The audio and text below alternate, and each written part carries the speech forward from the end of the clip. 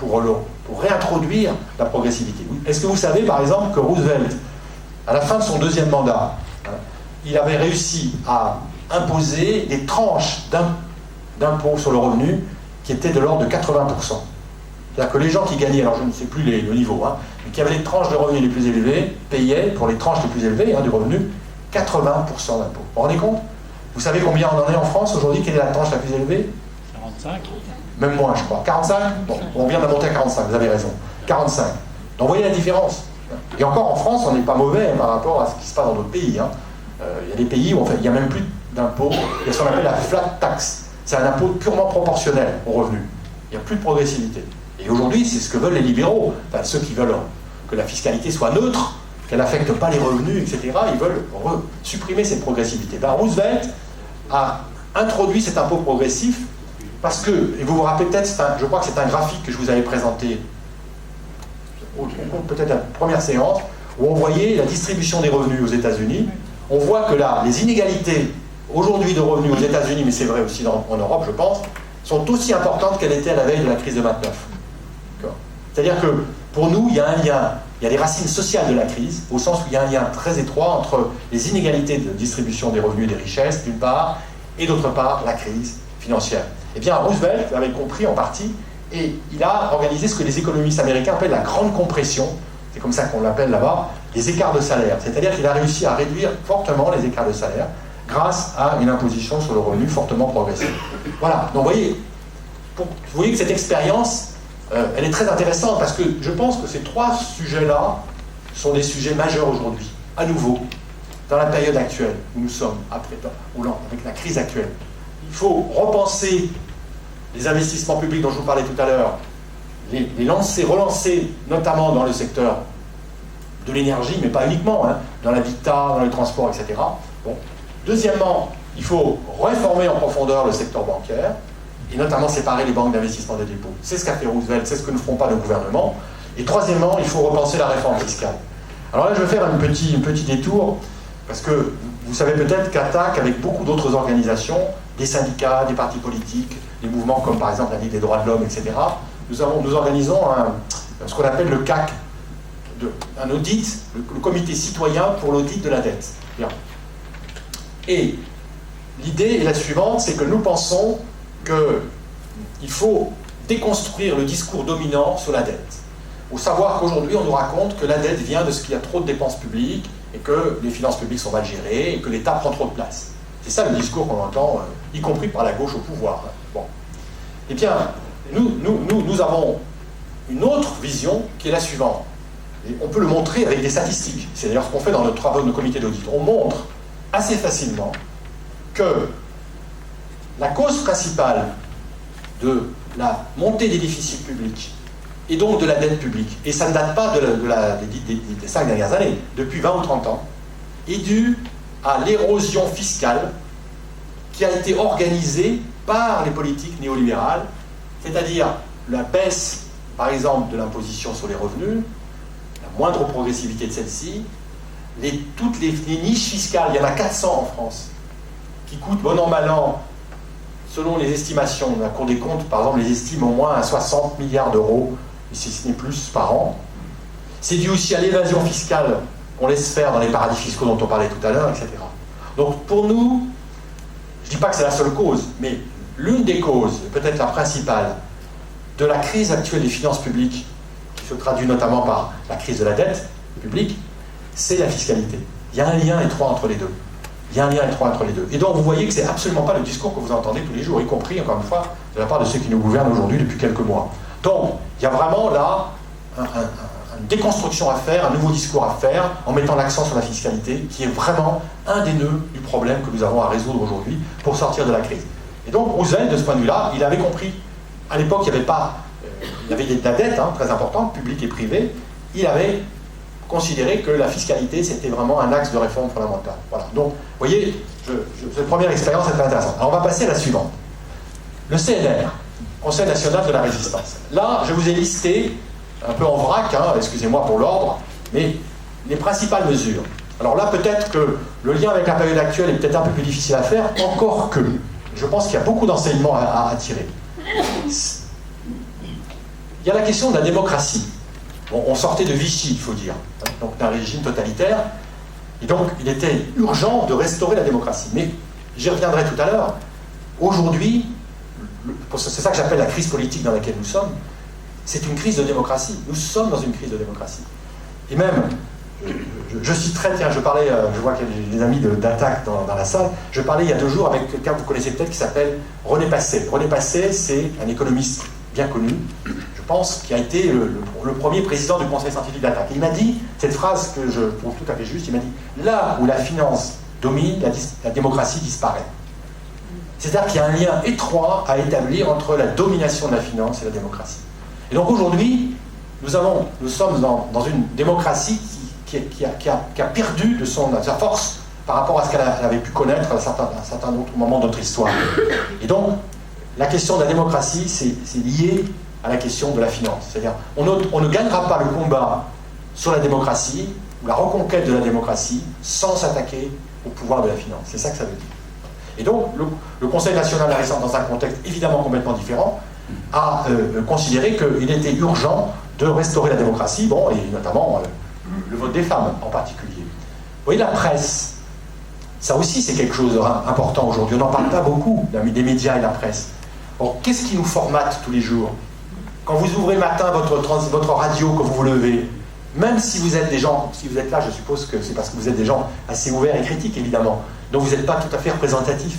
Mais même vous, même moi, on est intoxiqué sans le vouloir en permanence par ces médias, par cette presse qui est omniprésente. Donc aujourd'hui, la question de la presse est posée. Je suis choqué de voir qu'aucun gouvernement progressiste aujourd'hui, y compris le nôtre, mais d'autres encore ailleurs, ne pose dans leur programme politique la question de la presse, du démantèlement du fonctionnement actuel de la presse. Aujourd'hui, les grands médias sont contrôlés par des grands groupes financiers, des grands groupes industriels, hein, donc les Bouygues pour les groupes industriels, hein, comment s'appelle-t-il, les avions d'assaut, et ainsi de suite, la Gardère, etc. Or, en termes de conflit d'intérêts, il y a quelque chose d'incroyable. Regardez la Gardère et l'assaut, ils travaillent avec l'État. S'il n'y avait pas d'achat de ces avions, d'ailleurs, qui ne marchent pas très bien apparemment, parce qu'on a du mal à les vendre à l'étranger, eh bien, s'il n'y avait pas les dépenses publiques, Dassault n'existerait pas. Donc ça veut dire que quelque part, Dassault existe parce que l'État lui achète des avions. Bouygues, et regardez Bouygues, il n'arrête pas de nous construire, malheureusement d'ailleurs, des hôpitaux, notamment en partenariat public-privé, ce qui est une catastrophe. Il faudra un jour faire une conférence là-dessus. C'est un poison, ça, qui va nous engluer dans le futur. Il construit le futur ministère de la Défense, etc. Donc Bouygues fait une grande partie de ses profits sur les deniers publics. Croyez-vous normal que ce monsieur, enfin ce groupe, ces gens-là, soient aussi propriétaires de grands groupes de presse ou de chaînes de télévision, pour ne pas les nommer, etc. Il y a quelque chose qui ne va pas. Donc, là aussi, en tant que citoyen, je pense qu'on devrait se battre pour qu'il y ait une indépendance de la presse par rapport aux grands groupes financiers. Et vous voyez, c'est aussi une question de la finance qui domine la presse et qui nous formate, qui essaye de nous faire croire que la pensée unique qu'il distille sur les bien fondés de l'économie telle qu'elle fonctionne aujourd'hui, etc., c'est quelque chose de bien et qu'il n'y a pas d'alternative, par exemple. Et que nous, économistes alternatifs, on a énormément de mal, alors je ne critique pas parce que je sors d'une émission de radio, mais c'est France Culture, qui n'est pas n'importe quelle chaîne non plus, hein, qui invite plus facilement des gens un peu plus progressistes, mais dans les autres médias, sur je sais pas, je sais, France Info, encore France Info, c'est pas la pire, hein, mais RTL, par exemple, etc., vous avez très peu de discours alternatifs, vous avez que les grandes idées dominantes qui passent. Donc c'est un vrai problème, nous sommes formatés par les médias. Donc, comment ? Bien sûr, bien sûr. Alors, la question des nationalisations, bon, je vais aller très vite, hein, parce que là, il rejoint d'ailleurs le programme de la résistance du CNR, rejoint un petit peu ce qu'a fait Roosevelt, à bien des égards. Il s'est intéressé aussi à l'énergie, au transport. Bon. Les grandes banques, alors, c'est pas le Glass-Steagall Act, mais ça a été la nationalisation des grandes banques, du crédit. Pourquoi ? Ben parce que il y avait plusieurs raisons. Les banques, d'abord, s'étaient mal comportées pendant l'entre-deux-guerres et même pendant la guerre. Et donc, l'idée, c'était d'assainir tout ça en nationalisant les banques. Mais c'était aussi la volonté politique de l'époque en nationalisant le crédit, de financer dans les meilleures conditions le redémarrage, la reconstruction de l'économie française. Aujourd'hui, nous sommes en période de crise. Il faut que nous redémarrions, il faut que nous reconstruisions nos économies sur de nouvelles bases. Des bases moins productivistes, mais aussi des bases où on a besoin de construire plus de logements, on a besoin de construire des moyens de transport différents, etc. La nationalisation, ça peut avoir un sens. Ça rejoint notre proposition d'un pôle public bancaire, si vous voulez. Et puis, le commissariat général au plan. J'en parle parce que j'y ai travaillé il y a quelques années, donc je suis très attaché à cet organisme, et vous le connaissez. C'est une idée géniale de l'après-guerre, ça. C'est un organisme, c'est pas la planification à la soviétique, c'est une planification indicative, mais qui a joué un rôle extraordinairement important, parce que ça a permis, comme disait Pierre Massé, qui était un des premiers commissaires au plan, c'est un réducteur d'incertitude, et c'est un moyen de tracer l'avenir pour non seulement les citoyens, mais pour les entreprises aussi. Donc c'est un moyen de dire, voilà, dans les années qui viennent, voilà les scénarios possibles, et voilà les objectifs publics du gouvernement sur plusieurs années. C'est extrêmement utile, ça, pour la société, et même pour le monde de l'entreprise. Et le plan avait cette autre qualité, qui était d'être un lieu de rencontre entre les partenaires sociaux. Donc il y avait les patrons qui venaient, mais aussi les syndicats, il y avait les universitaires, il y avait les représentants de l'administration publique, et on débattait, on discutait, et on essayait de réfléchir à des problèmes aussi divers que la question des retraites, que la question des financements de l'urbanisme, etc., etc. Et c'était très intéressant. Alors vous savez que la dernière du gouvernement actuel, mais ça c'est plutôt une bonne nouvelle, c'est que, d'ailleurs c'était dans le rapport Gallois, c'était qu'on voudrait refaire un plan. Français, on ne va pas l'appeler comme ça parce que le mot plan ça fait un peu ringard, mais on va l'appeler, je ne sais pas, organisme de prospective, etc. Bon, peu importe. Et l'idée c'est que on va avoir un endroit à nouveau où vont pouvoir se rencontrer les partenaires sociaux, parce qu'on pense qu'en France, et ça c'est lié à la démocratie sociale et économique, il y a un manque de dialogue, mais d'une manière sérieuse. C'est bien de faire des conférences qui durent une journée. Comment voulez-vous qu'on résolve les problèmes en une journée, en plus quand il y a les médias, etc., que c'est médiatisé, ça n'a pas de sens. C'est peut-être bien pour la galerie, mais ça va. Par contre, quand vous allez vous réunir sur plusieurs mois, plusieurs semaines, à huis clos, éventuellement sans qu'il y ait les médias, et que vous discutez en profondeur, moi j'ai assisté à des discussions vraiment incroyables entre les patrons et les syndicalistes, qui sachant qu'il n'y avait pas de journalistes dans la salle, disent des choses qu'ils ne disent pas publiquement, mais qui font avancer le schmilblick, comme on dit. C'est-à-dire qu'ils font vraiment, où il y a une volonté d'essayer de comprendre celui qui est en face, de dialoguer, de négocier. Et donc, ça, c'est une bonne idée. Donc, le commissariat du plan, il a joué un rôle très important dans l'après-guerre, et on redécouvre maintenant que ce lieu qui a été supprimé, ce lieu de rencontre, de débat et de prospective, eh bien, c'est quelque chose de nécessaire, et bien, on va le refaire. C'est une bonne nouvelle, on verra si ça fonctionnera bien. Voilà. Et puis, la question de la sécurité sociale, bon, je vais très vite, ça a été, comme vous savez, un des acquis du compte du CNR. Pourquoi est-ce que c'est important d'en parler aujourd'hui? C'est parce qu'avec les politiques d'austérité qu'on nous impose, ce qu'on veut, notamment, c'est réduire la taille de l'État social. Ce qu'on appelle l'État social au sens large, la protection sociale. On s'attaque donc à un certain nombre d'acquis sociaux très importants. Donc, vous voyez que c'est pas inintéressant de faire le parallélisme entre ce qu'on vit aujourd'hui et ce qui a été fait dans le cadre du programme de la résistance. Alors, on va passer maintenant aux deux dernières expériences. Je vais revenir, s'il vous plaît. Oui. Je vais faire une rectification. Oui. Oui, bien sûr. Je suis imprécis, j'ai dit quelque chose. Ça, c'est les médias qui nous aident un peu. Oui. C'est pas la droite et la gauche qui a mis le CNR en place en 1944, c'est l'égoïste et les communistes. C'est pas la même chose. Aujourd'hui, on a la droite et l'extrême droite, et de l'autre côté, on a le PS. C'est pas du tout la même chose. Je suis d'accord. Ah non. J'entends bien. Mais il y avait aussi des centristes, il n'y avait pas que des gaullistes. En sachant qu'il y a d'autres choses, ils ont. Non mais j'entends bien. Non mais on peut penser que c'était l'émanation de l'ensemble de la nation, oui, résistante, voilà, parce que ils s'étaient rencontrés dans la résistance. Ils s'estimaient mutuellement, même s'ils avaient des opinions parfois différentes. Ils avaient une volonté de travailler ensemble, bien sûr. Non mais je suis d'accord. C'est un contexte politique très particulier, mais bien sûr, mais ça, il n'y a pas de problème. Je suis complètement d'accord avec vous. Alors on repart donc vers l'Argentine. Donc là on va parler de deux expériences, vous voyez, qui peuvent nous apprendre beaucoup et qui peuvent nous suggérer des politiques de sortie de crise. Qu'est-ce qui a été fait en Argentine? Là aussi j'ai essayé d'aller à l'essentiel. Il y a 3 séries de mesures qui me paraissent tout à fait intéressantes et qui sont pour nous aujourd'hui tout à fait qui peuvent nous donner des idées et sur la manière dont on pourrait, ça a été fait, pourquoi pas en Argentine, pourquoi ne tenterait pas les expériences comparables. Il y a eu 3 mesures. La première, ça a été, bon, excusez-moi si c'est un peu technique, la sortie donc, du régime de stricte convertibilité entre le peso et les dollars.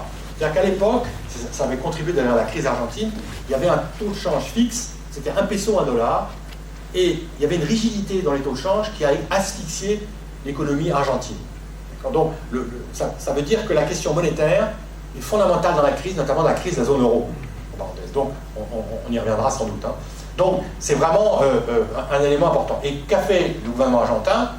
Le gouvernement argentin a décidé de casser, donc d'abolir cette rigidité, cette convertibilité rigide entre les deux monnaies et de dévaluer fortement, donc de baisser la valeur du peso contre le dollar, ce qui a contribué largement à relancer, disons, l'économie argentine qui allait très mal, donc en 2001. Ensuite, autre décision de M. Kirchner, qui était le président de l'époque, c'est d'abolir ou de suspendre le paiement de la dette publique. Alors ça, c'est aussi un effet de résonance très important par rapport à la période actuelle. C'est que quand on voit des pays comme la Grèce, par exemple, on voit que ce pays a été asphyxié par sa dette et qu'on a utilisé la dette pour l'obliger, hein, on a prétexte de sa dette pour l'obliger à mener des politiques d'austérité absolument dramatiques. Moi, je fais partie de ceux qui, on a fait un livre avec des économistes atterrés où j'ai rédigé un chapitre là-dessus, où depuis le début, donc 2009, la crise de la Grèce a commencé en 2009, je fais partie de ceux qui disent qu'il fallait annuler une grande partie de la dette publique grecque, hein, pour pouvoir lui redonner de l'oxygène et pour éviter de lui imposer des politiques d'austérité. Et aujourd'hui, je ne sais pas si certains lisent Le Monde, ça m'a amusé, dans l'éditorial du Monde, là, ou en première page du Monde il y a 2 jours, Madame Merkel découvre, enfin dit qu'en effet, il faut annuler une grande partie de la dette des Grecs. Vous vous rendez compte, 3 ans plus tard, c'est qu'entre-temps, il y a eu 3 années de souffrance, de décroissance, de montée du chômage, etc. Si on avait, dès le début, décidé et accepté l'idée de baisser la dette de la Grèce, eh bien, on aurait résolu bien les problèmes. Alors vous me direz, mais oui, d'accord, mais ça fait perdre de l'argent à ceux qui détiennent la dette. Mais qui détenait la dette? C'était souvent des banquiers, hein, les nôtres et d'autres, qui avaient utilisé, qui essayaient de spéculer sur la dette grecque. Donc il ne fallait pas non plus les plaindre trop. C'est-à-dire que c'était souvent des acteurs, banques françaises, banques allemandes, banques italiennes, etc., qui s'étaient gorgés de dettes grecques, qui avaient des rendements relativement élevés parce qu'elles étaient risquées, justement, et qui gagnaient beaucoup d'argent. Donc ça n'aurait pas été totalement injuste de faire payer en partie à ces acteurs-là le coût, hein, de la réduction de la dette grecque, et ça aurait permis à la Grèce de se sortir beaucoup plus rapidement qu'elle ne l'a fait, qu'elle a pu le faire jusqu'ici, de la crise dans laquelle elle est engluée depuis maintenant plus de 3 ans. Hein. Et puis, en Argentine, il y a eu aussi une politique de dépenses publiques importante, hein, qui a été faite pour soutenir notamment la demande interne, donc relancer l'économie, et aussi lutter contre la pauvreté. Parce que là-bas, il y avait, comme souvent dans les périodes de crise, une grande pauvreté, mais incroyable. Moi, je suis allé en Argentine en 2001, c'était dans les rues, ça se voyait, quoi. Vous voyez les gens qui n'étaient pas forcément des pauvres, hein, on voyait que c'était des classes moyennes, mais qui étaient dans une situation vraiment incroyable. Et il y avait par exemple, j'avais une statistique qui m'avait effrayé, près de 50% des adolescents, ou des jeunes qui avaient une quinzaine d'années, ne mangeaient pas à leur faim. Donc vous pouvez vous rendre compte des effets à long terme que ça peut avoir sur la santé d'un gamin, quand pendant plusieurs années il ne mange pas à sa faim, en termes de croissance, hein, en termes de fragilité, qu'il va payer sans doute toute sa vie après. Donc c'était vraiment horrible. Et donc ce gouvernement a essayé de lutter contre la pauvreté. Alors aujourd'hui, malheureusement, vous avez peut-être vu dans les médias, dans la presse, les nouvelles de l'Argentine ne sont pas très bonnes. C'est-à-dire que le pays a l'air de rechuter, et les financiers qui au début avaient subi donc la suspension de la dette, hein, ici, se vengent maintenant. Et on fait des procès, et essayent de faire payer quand même l'Argentine. Et donc là, l'Argentine est dans une situation, on dirait, économique et politique un peu difficile. Et on en tire argument pour dire, regardez, vous voyez, cette politique qu'elle a menée, de refus de payer la dette, eh bien, c'est une mauvaise idée. La preuve, c'est qu'aujourd'hui, elle est en difficulté. Ça, c'est le discours que vous allez voir, que j'ai entendu tout à l'heure d'ailleurs, sur le plateau, hein, autour de la table dans la radio, en disant, vous voyez, c'était une mauvaise expérience parce qu'aujourd'hui, ils payent. Ben moi je dis non. Et c'est là qu'on va passer peut-être à l'Islande. C'est que l'Islande, justement, c'est une belle histoire, même si une histoire très particulière. C'est que c'est une histoire dans laquelle vous avez eu là aussi des décisions tout à fait importantes, qui est on a décidé, et vous allez comprendre pourquoi, quel sens ça a, le gouvernement, sous la pression, on va le voir dans un instant, de la rue, si je puis dire, du mouvement social, a mis en liquidation les banques qui avaient spéculé, donc les grandes banques. Deuxièmement, il a pris 2 mesures qui sont de rejeter les projets d'ajustement structurel du type des politiques d'austérité que subit la Grèce, d'accord, qu'on voulait faire payer au peuple islandais pour assainir son système financier et pour rembourser la dette. Et troisièmement, il a restructuré la dette. C'est-à-dire, restructurer la dette, c'est quoi? Eh bien, c'est décider qu'on va payer moins, on annule une partie de la dette, qu'on va payer plus tard, on rééchelonne la dette, on rallonge les échéances et on baisse les taux d'intérêt. Et grâce à ça, l'Islande a pu sortir relativement bien de la crise. Alors, qu'est-ce qui a permis ça? Eh bien, ce qui nous intéresse, nous, entre autres, dans l'expérience de l'Islande, c'est que ce pays a eu 2 référendums, comme vous le savez, je suppose, et que, comment ça s'est passé? Eh bien, la crise a commencé en 2008, ça allait très mal, comme par exemple la Grèce, et le gouvernement a essayé d'abord de mener des politiques d'austérité standard, essayer de mettre en œuvre ce type de politique, et très vite, il y a eu une réaction, je dirais, citoyenne. C'est-à-dire qu'il y a eu une pétition d'abord, je crois de l'ordre de 50 000 citoyens, ce qui est beaucoup pour un pays qui fait 320 000 habitants, qui a exigé un référendum. Donc le gouvernement, il faut dire que il venait d'avoir des élections et le président de la République était un social-démocrate, alors qu'avant c'était un conservateur. Donc peut-être ça a un peu facilité les choses. Il a accepté le référendum et à 93%, les Islandais ont voté le refus du plan d'ajustement qui était proposé. Mais ce qui s'est passé, c'est que nos pays, France, Allemagne, Grande-Bretagne, etc., qui étaient des pays créanciers de l'Islande, ont exigé des remboursements. Et donc, il y a eu une bagarre à la fois diplomatique, politique et financière. Le Fonds monétaire s'en est mêlé aussi, pour exiger le remboursement de la dette. Et du coup, il y a eu un deuxième référendum qui a été imposé aussi par les citoyens, parce que le premier n'avait pas suffi. Le gouvernement tardait à prendre en compte les résultats du référendum et à rejeter justement les plans d'ajustement structurel qui avaient été proposés au référendum et qui avaient été rejetés à une très très large majorité. Et donc il a fallu 2 référendums, mais ils ont gagné. Ils ont gagné, et aujourd'hui, ce qui est très amusant, c'est que le Fonds monétaire, qui au début avait critiqué la politique de l'Islande en disant ce pays, c'est scandaleux, ils refusent d'honorer leurs obligations, de rembourser leurs dettes, eh bien, quand vous lisez aujourd'hui les bulletins que rédige le Fonds monétaire sur la santé économique des différents pays qui sont en crise, eh bien, dans un des derniers bulletins que j'ai pu voir, c'est assez amusant, le Fonds monétaire reconnaît que l'expérience islandaise a réussi. C'est-à-dire que la politique de sortie de crise de l'Islande a bien marché. Alors, il y a un ingrédient que j'ai oublié de mettre là, c'est que ce pays a dévalué sa monnaie. Donc, comme l'Argentine, le pays a utilisé l'arme monétaire, la dévaluation de sa monnaie, pour reprendre de l'oxygène. C'est assez important pour réfléchir sur la question grecque. Parce que ce qui aujourd'hui empoisonne la Grèce, c'est qu'elle est prise dans une union monétaire où elle ne peut plus dévaluer sa monnaie.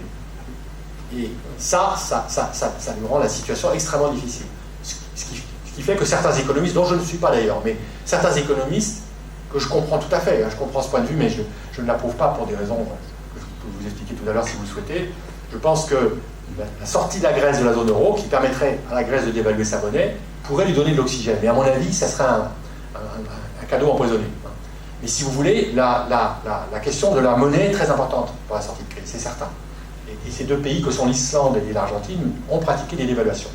Mais ce qui est très intéressant, je terminerai là-dessus pour cette sortie de crise de l'Islande, c'est le fait que le fardeau de l'ajustement de la crise a été reporté intégralement, ou presque intégralement, sur les créanciers privés et non sur le peuple islandais.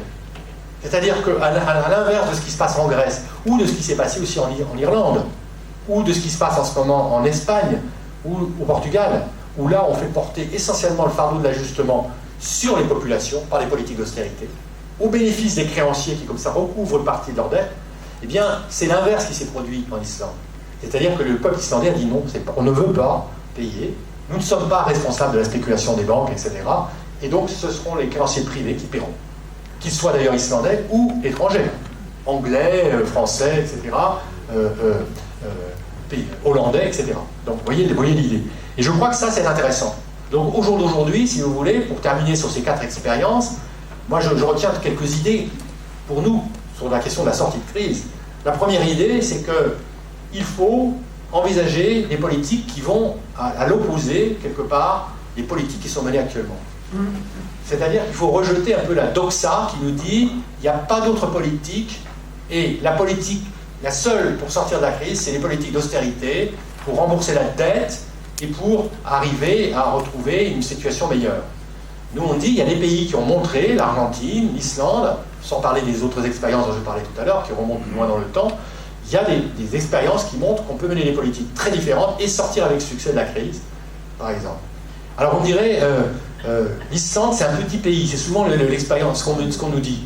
320 000 habitants, comment voulez-vous comparer l'Islande avec la France ou avec l'Espagne? Oui, c'est vrai que c'est un petit pays. Mais justement, ce que montre l'Islande, c'est que la question de la démocratie, sur laquelle je voudrais insister beaucoup, est essentielle. C'est-à-dire qu'on ne sortira pas de la crise sans aussi s'attaquer à la question de la démocratie. Et notamment la démocratie, enfin je dirais citoyenne, et le rôle du mouvement social est tout à fait fondamental dans cette affaire. Hein. C'est essentiel. La pression du mouvement social en Argentine, comme en Islande, a été décisive pour changer les politiques, pour mener des politiques alternatives. Et je crois que ça, c'est une des leçons très importantes que l'on doit tirer sur l'avenir, c'est-à-dire sur comment sortir de la crise. Eh bien, ça ne se fera pas par les mécanismes politiques traditionnels, je suis désolé de le dire. La démocratie représentative, telle qu'elle fonctionne aujourd'hui, ne permettra pas de faire en sorte que ceux qui nous gouvernent mènent des politiques radicalement différentes. Il y a quelque chose de plus qui est nécessaire. Voilà. Alors, on va passer à la suite. Oui. Peut-être qu'ils ne sont pas votés une nouvelle constitution cette année. Oui, tout à fait. Oui. Tout à fait. Mais qui est une constitution plutôt plus démocratique. Hein. Plutôt plus démocratique.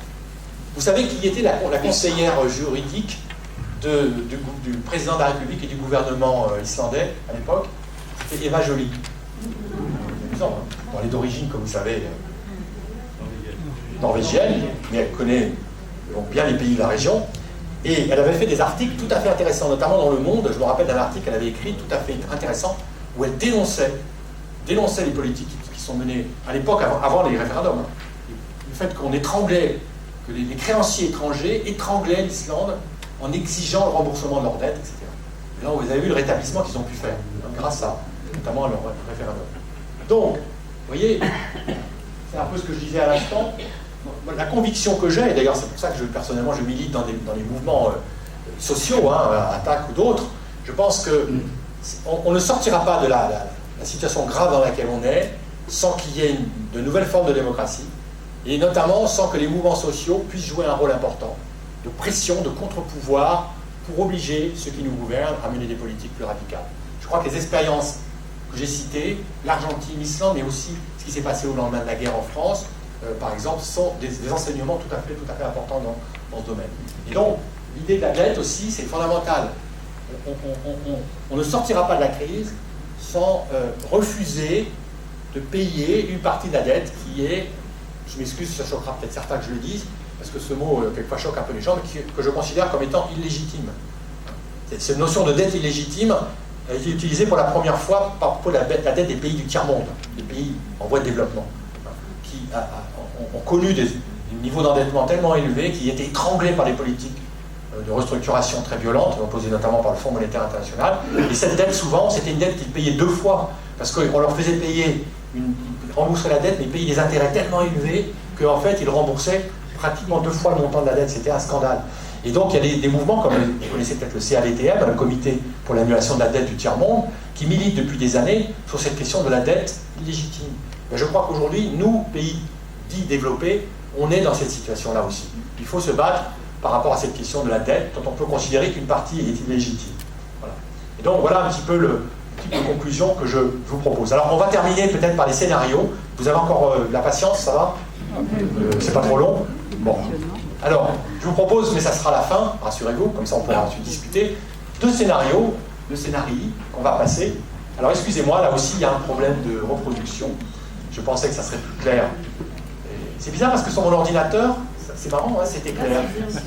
Oui, c'est bien là, c'est par rapport au vidéoprojecteur. Bon, écoutez, l'idée, vous le verrez, c'est dans l'article que vous a distribué, donc vous le verrez. Hein. En fait, j'ai essayé de brosser, de construire 2 scénarios un peu opposés, comme on dit, contrastés, sur la sortie de crise et les années qui peuvent venir maintenant dans la période qui va suivre. Il y a le scénario 1 que j'ai appelé, excusez-moi pour cette expression anglaise, mais elle veut bien dire ce qu'elle veut dire, business as usual. C'est-à-dire qu'en gros, on fait des petites réformes, mais fondamentalement, on ne modifie rien de fondamental, d'important.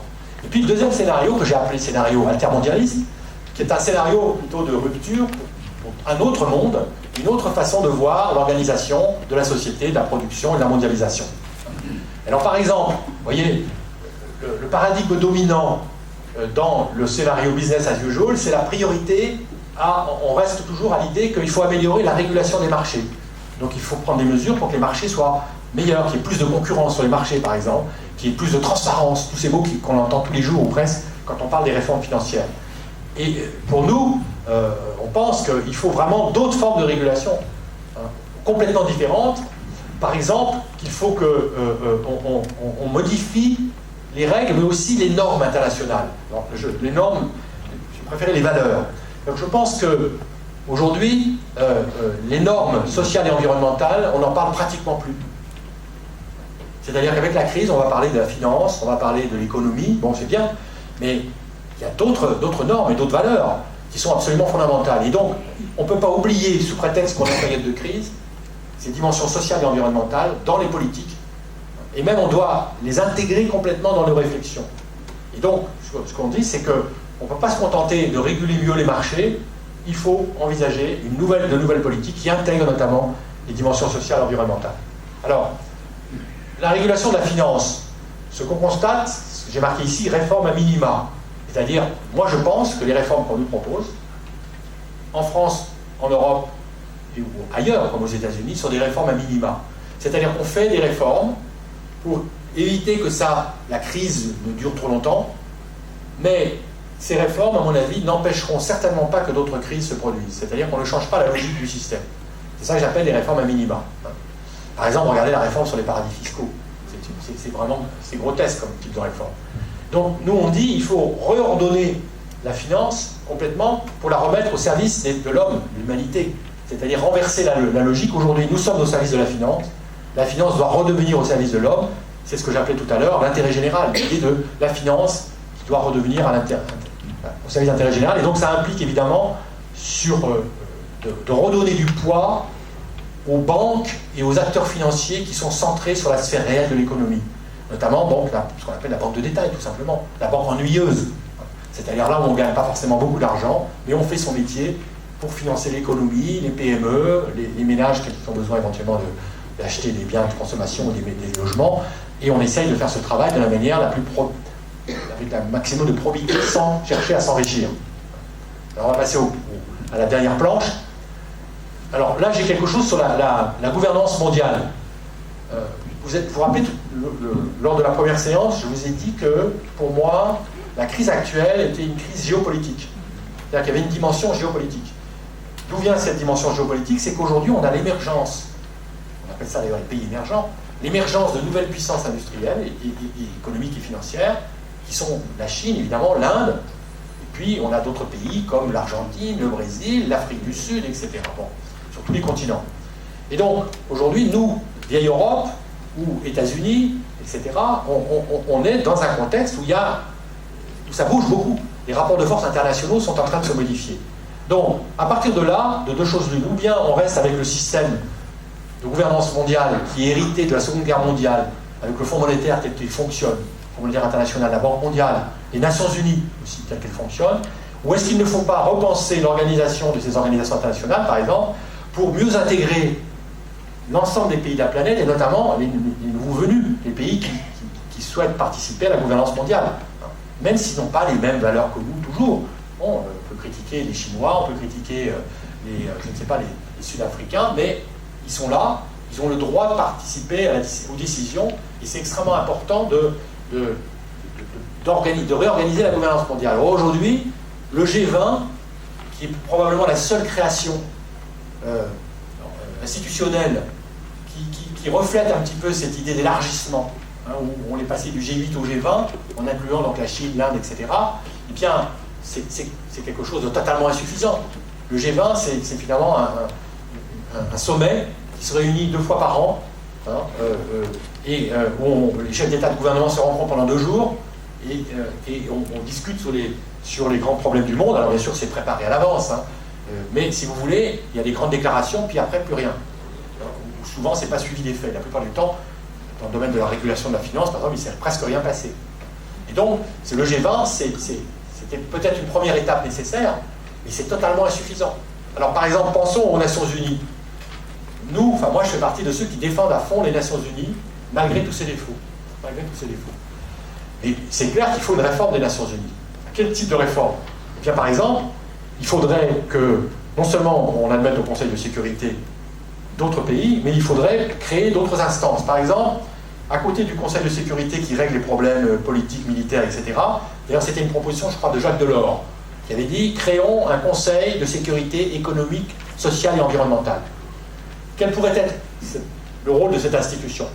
Eh bien, ça pourrait être de surveiller ce qui se passe dans le monde au niveau économique, social et environnemental, et éventuellement de prendre des sanctions. Comme on peut le faire quand il y a éventuellement le Conseil de sécurité qui va sanctionner un pays ou va s'opposer à telle ou telle politique menée par un pays. Et bien là, les Nations Unies devraient jouer un rôle plus important. Autre idée pour les Nations Unies, il faudrait faire rentrer l'OMC dans le périmètre des Nations Unies. Vous savez que l'OMC est indépendant des Nations Unies. Alors qu'autrefois, les négociations commerciales, dont on sait le rôle de l'OMC, les négociations commerciales se faisaient dans le cadre du GATT, qui était un organisme qui dépendait des Nations Unies. Quelle différence ça fait? Ça fait une différence importante parce que quand on est dans le giron des Nations Unies, on est obligé malgré tout de respecter directement et de manière rigoureuse la Charte des Nations Unies qui met en avant un certain nombre de principes fondamentaux concernant les droits de l'homme, par exemple. Or, l'OMC, elle, n'a pas du tout cette obligation. Donc, on pense qu'il faut absolument que les Nations Unies s'élargissent à la création, à l'introduction donc de l'OMC. On pense aussi qu'il faut créer une nouvelle organisation mondiale de l'environnement. Aujourd'hui, la question de l'environnement est trop importante pour qu'il n'y ait pas une enceinte, un lieu où non seulement on débatte, on discute sur les mesures à prendre, mais aussi qui reçoivent des fonds, c'est-à-dire qu'ils soient financés. Alors, je m'explique. Nous sommes par exemple pour des taxes écologiques mondiales, autre forme d'impôt mondial, comme les taxes financières, et taxes carbone par exemple, et une partie de ces taxes pourrait financer l'OME, l'Organisation mondiale de l'environnement, qui demain pourrait financer des programmes internationaux de recherche pour les énergies alternatives par exemple. Et donc on voit bien que là il y a tout un domaine où on pourrait développer l'activité internationale d'une organisation comme les Nations Unies sur des sujets tout à fait prioritaires comme l'environnement, à partir de financements mondiaux. Et nous défendons l'idée de biens publics mondiaux d'ailleurs, c'est-à-dire de considérer que l'environnement c'est un bien public mondial et que de ce point de vue il doit être produit et protégé par les institutions internationales comme les Nations Unies. Donc voilà ce qu'on peut dire, mais il y aurait beaucoup d'autres choses à dire évidemment. Un autre sujet, c'est la question du partage des richesses.